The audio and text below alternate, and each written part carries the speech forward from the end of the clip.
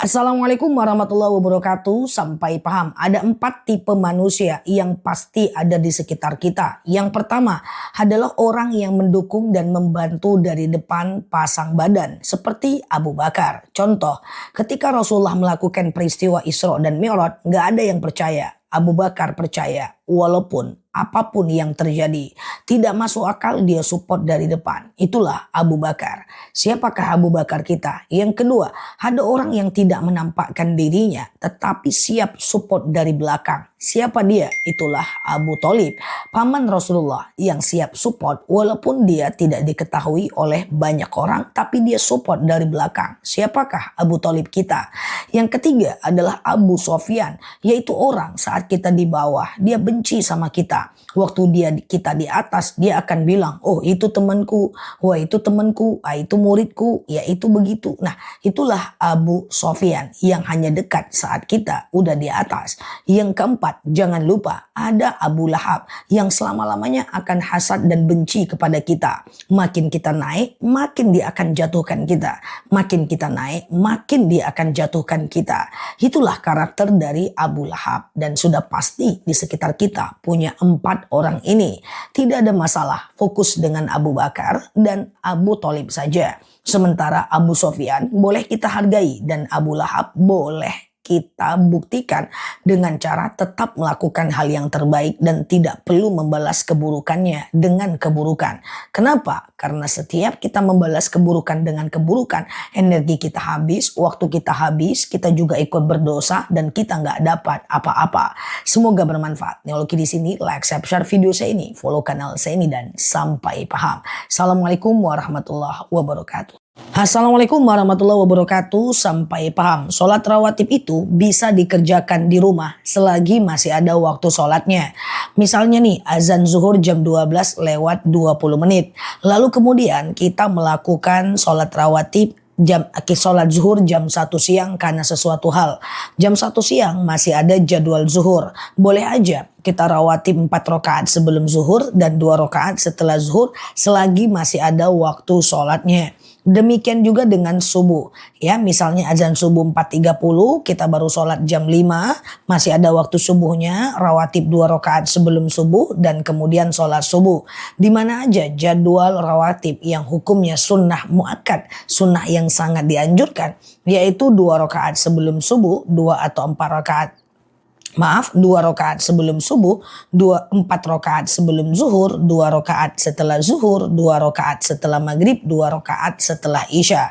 Adapun sebelum asar, sebelum maghrib, sebelum isya, itu sunnah biasa. Dia tidak sampai ke status sunnah muakkad, tapi boleh dikerjakan. Semoga bermanfaat ya melakukan rawatibnya, karena itu adalah penyempurna ibadah sholat kita yang keliru, atau penyempurna ibadah sholat fardu kita.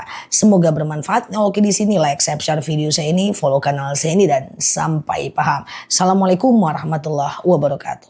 Assalamualaikum warahmatullahi wabarakatuh. Sampai paham. Kalau kita ingin terhindar dari kejahatan manusia, jin, setan, orang jahat, hipnotis, penipu, rekan bisnis yang berkhianat, atau terhindar dari semua kejahatan makhluk, termasuk terhindar dari kejahatan binatang berbisa, semua makhluk pokoknya, teman-teman coba deh baca ini.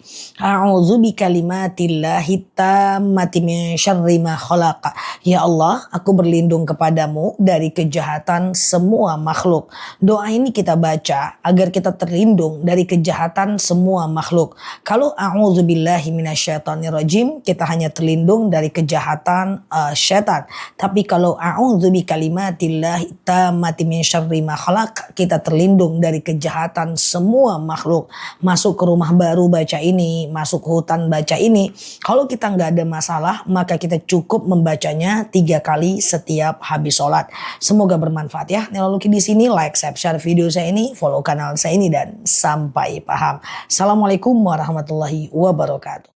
Assalamualaikum warahmatullahi wabarakatuh. Sampai paham, iftitah dalam sholat wajib dibaca atau tidak? Banyak yang bertanya ini. Teman-teman, iftitah itu hukumnya sunnah sholat. Dia tidak termasuk rukun sholat seperti Al-Fatihah.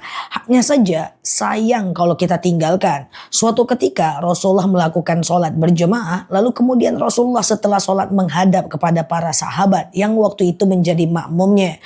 Siapa di antara kalian yang membaca Allahu Akbar kabira walhamdulillahi katsira wa subhanallahi bukrata wa asila? Lalu sahabat berkata, saya ya Rasulullah. Maka Rasulullah berkata, terbukalah pintu langit tadi sepanjang kita sholat. Sejak itulah Ibnu Umar tidak pernah lagi meninggalkan iftitah ketika sholatnya.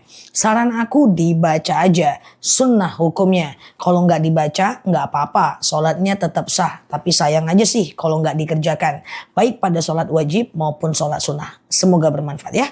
Nah, lalu di sini like, share video saya ini, follow kanal saya ini, hadir di ceramah, live dan tanya jawab bareng aku dan sampai paham. Assalamualaikum warahmatullahi wabarakatuh. Assalamualaikum warahmatullahi wabarakatuh. Sampai paham. Kenapa sedekah subuh itu penting? Karena maknanya adalah kita mementingkan orang lain di pagi hari daripada diri kita sendiri.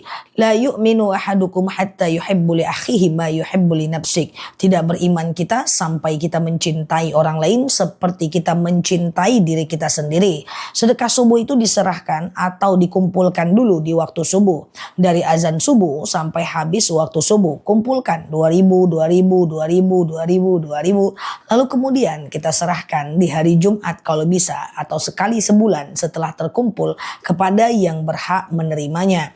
Lalu kemudian ketika menyerahkan kita berdoa, Rabbana taqabbal minni, ya Allah terimalah dariku. Nah, ini adalah doa yang dianjurkan saat sedekah. Boleh dikasih ke orang tua, anak, cucu, traktir makan kawan, ngasih makan kucing, bebas. Yang penting untuk makhluk Allah yang lain dengan niat karena Allah tanpa melanggar syariat.